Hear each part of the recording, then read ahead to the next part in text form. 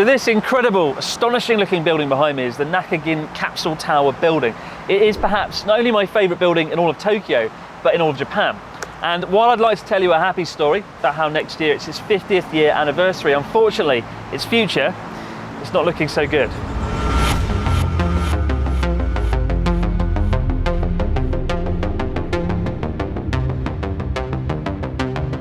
中銀カプセルタワービルというのはものすごくシンプルで、カプセルを交換すればまた同じような形で使える。でもカプセルも例えば住居用のカプセルとか事務用のカプセルとかいろんなカプセルに交換すればいろんな目的で使えるというのが一つの方向ではありました。 It may look like Jenga with washing machines, but don't be fooled. These are 140 tiny capsule apartments. But why was it built? What's it like inside? And who's called it home these past 50 years? We're going inside the Nakagin Capsule Tower to take a look at the past, present and future of this incredible building. There's nothing else quite like it. There may never be again, and this time next year, it may be lost forever.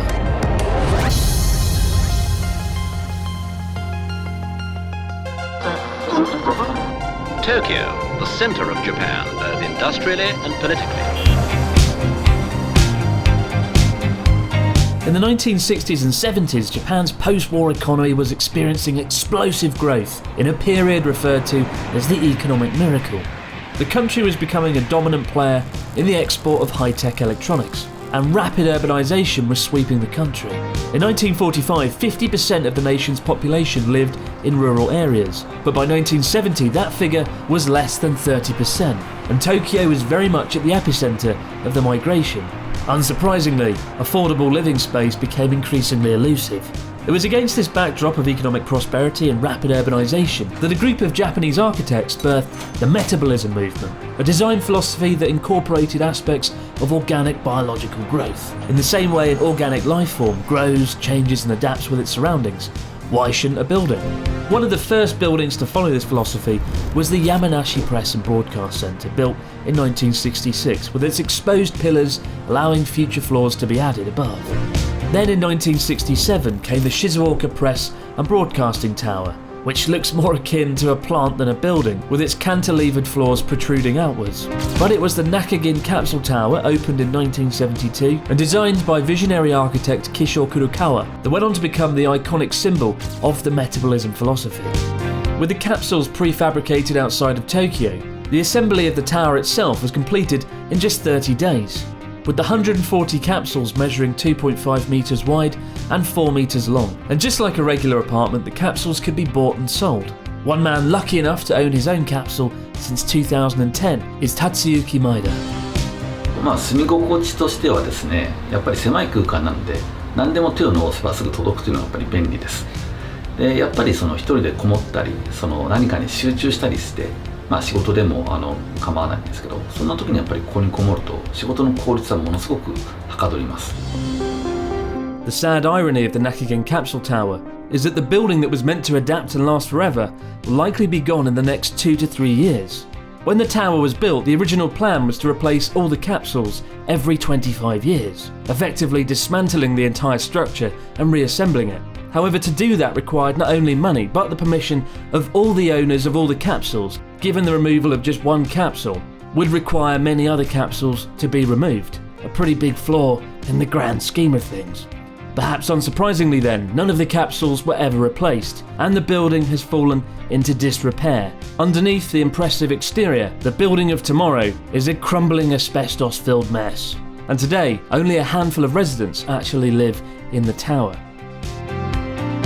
昨年の同じ頃はやっぱり60とか70ぐらいあったんですけど、やっぱりいろんな建て替え決議とかそんなことが進んできたので、今は30カプセルが使われています。30の内訳としてはですね、10が住人の方、ここで寝泊まりしている方で、10カプセルが、オフィスとして使われています。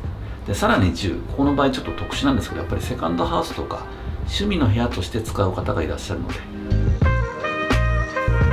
The sad truth is, in recent times, Tokyo has faced a great deal of gentrification, and many of the historic buildings with unique architectural characteristics are disappearing. During the economic miracle, architects could get away with pretty much anything. Not so much today. You only have to look at the bland, forgettable buildings that crowd around the Nakagin Capsule Tower to get a sense of where things are heading.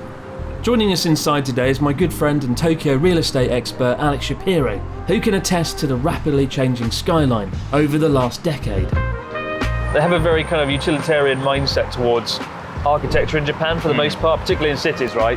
They just want it up, they want to get the job done. Around here, it's just these generic buildings, you know? You could be anywhere in the world, it all look the same. And Tokyo's seen quite a few buildings disappear in recent years, right? Yeah, so you've had the Sega building over in Akihabara, you also had Harajuku Station, which was one of my favorite buildings in Tokyo, actually. It was this old, it looked like a house almost. Remember what that looked like? Yeah. It was chaotic going through it, but it looked nice. I think that's the thing, right? They sort of think, well, let's just make something that's more easy and usable for people, but utilitarian. at the cost of design. So I'm looking forward to going in though. I've wanted to go in this building for 9 years now, and I've stood at this spot many times and taken photos and wanted to go in, so I'm very excited. Let's go do Let's it. go check it out.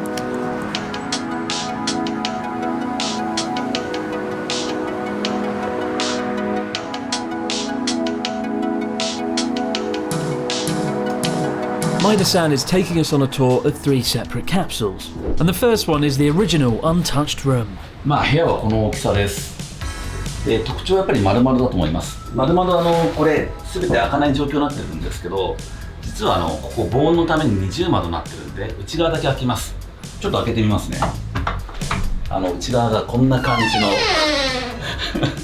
広い空間で、これ当時の50年前のブラインドです。これがこんな感じに開いてですね、まあ全てぐるって回るような状況になっています。で外は基本的には窓は開かないので空気の入れ替えができる窓じゃないんです。単なるこれは防音だけのためということで作られています。でベッドはこの位置ですね。ちょうどこのちょうど2メートルあって、この幅が 1.2 メートル、セミダブルサイズのベッドがここにありました。でベッドヘッドでここにライトをつけたりとか、オーディオは全てこれオプションで作られたもので、まあ一応ここは1972年のそのままのオーディオを作っている状況です。電話もダイヤル式のものでアナログではありますけど、今でも実は裏にはケーブルが来てるので契約をすれば普通に電話は使える状況にはなってます。まあもう本当にインテリアですよね今は完全に。でラジオはここに結構アナログなんで、まあスピーカーついててちょっと音は悪いですけど、まあこんな感じに音楽が入ったりとかする。まあヨットのキャビンを作ってる会社にこの棚を発注してます。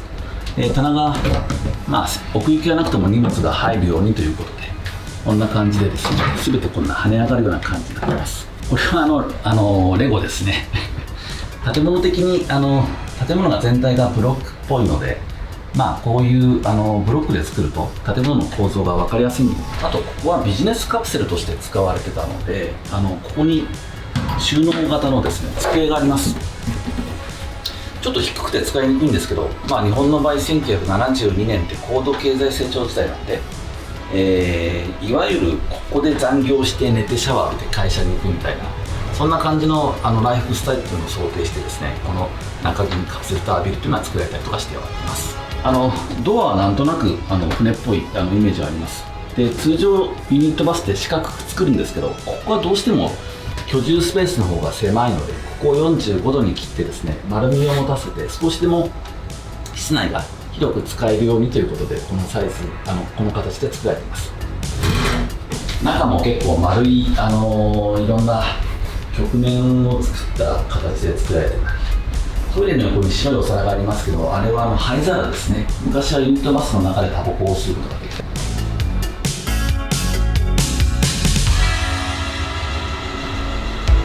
Oh wow. Oh my god. What an incredible view. What an incredible room. Pretty crazy, huh? It is as small as I imagined. So it's 9 meters square, right? Yep, and that's including all of everything here, like all of the cabinets and everything. But I love the way it's all sort of built into it, right? We've got the TV, we've got the phone. This, what's this? Oh, well, this is a reel-to-reel tape deck. This is original from 1972, right? So before they had cassettes and CDs and all that, they used these guys. And you've probably seen this in Pulp Fiction, actually. Yeah. In when she starts dancing. Exactly, in the house, yeah. Before she overdoses. Exactly. Fantastic. So the TV might not work, the phone might not work, this might not work, but the radio works. does, doesn't it? Yeah. Not very well, but That's maximum volume. that's maximum volume. It's only coming from this speaker. This guy's broken, sadly, but yeah, It's very cool. Sony, built to last. The bed was here, right? the bed was right So here. you would sort of just sit on the floor, maybe. Mm-hmm. You know, bash out a script. Listen to your music. Yep. And then click off your reel-to-reel and just pop into bed. I wonder what it would have been like if the bed was here. You got to sort of look up at the TV a little bit. Oh yeah, didn't even think about Some that. criticism there. Especially since this is supposed to be the head. Yeah, how's that work? I don't know. Slight floor and a grand plan. Well, let's look at the bathroom. Yeah. It's so small, but it kind of works. Yeah. It's a nice deep bath. Mhm. You could sit in that and have a nice sort of deep bath. You wouldn't be able to stretch your legs, God forbid. But No.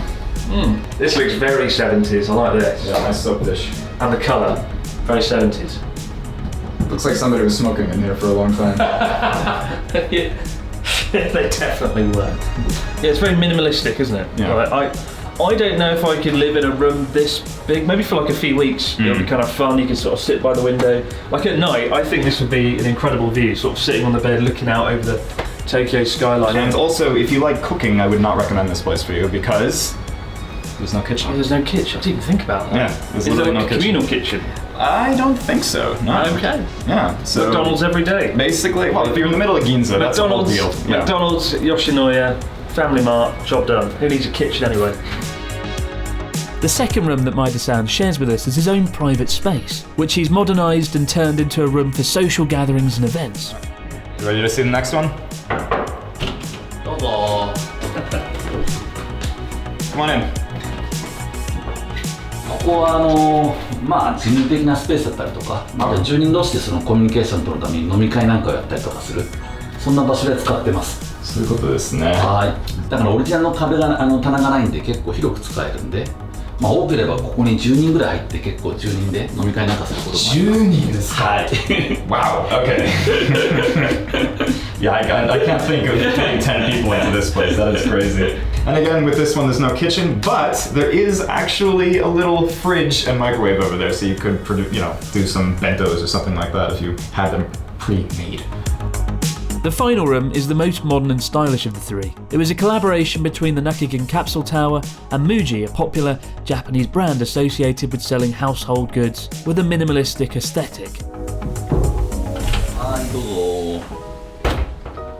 こちら無印良品がコーディネートした無印カプセルです。どうぞ。まあ棚がすでにもうなかったので、基本的にはこの棚関係、これが全部無印の家具になってます。高速のちょうど同じ列なんで、はい。眺めがいいんですよね。眺めがいいって、まあ上も眺めいいけど、ここは夜とか結構綺麗なんで。まあ窓全て高さが違いますけど、ここはちょうど高速と同じラインなんで、特に夜とかものすごく車を見ながらですね、ビール飲んだりとか、そんなことが結構楽しい場所だったりとかします。夜景が非常に綺麗です。 This room is nice. It is very nice. It's very nice. Yeah, this goes to show what you can do with this kind of space. Yeah, I mean, 9 meters squared, right? Yes. Again, a frighteningly small space to live in. By taking out the whole modular 1970s space, it does kind of work. My only criticism is it almost just feels like a generic room, right? Yeah. Without the Sony kind of tech, Yeah. retro tech. It's kind of, it misses some of the magic. It does, and you don't have the carpet either. You have these nice wood floors, I will say, they're very nice. But like it feels a lot bigger, actually, in my opinion.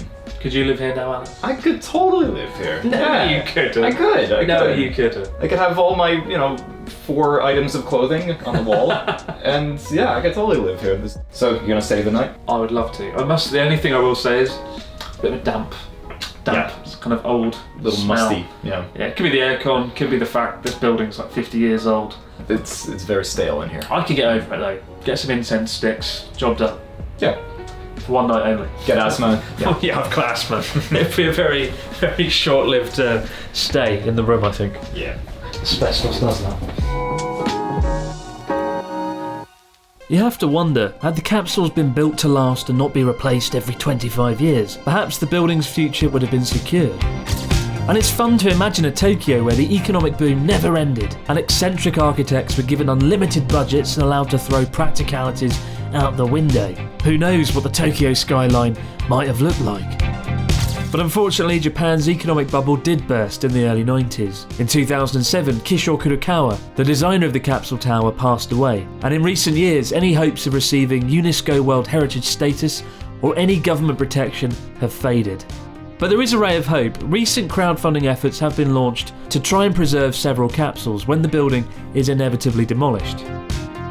まだ最終的にどこの会社が買い取って、ここを何するかというのは決まってはいないんですけど、おそらく日本の企業が買ったら壊されて、いわゆるマンションとかホテルとかそんなものに変わっていくんじゃないかなと思っております。